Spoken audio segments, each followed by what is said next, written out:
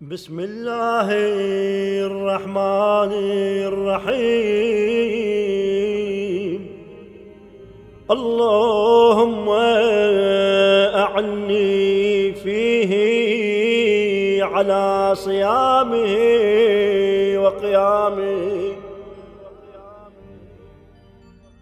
وجنبني فيه من هفواته وآثامه، وارزقني فيه ذكرك بدوامه،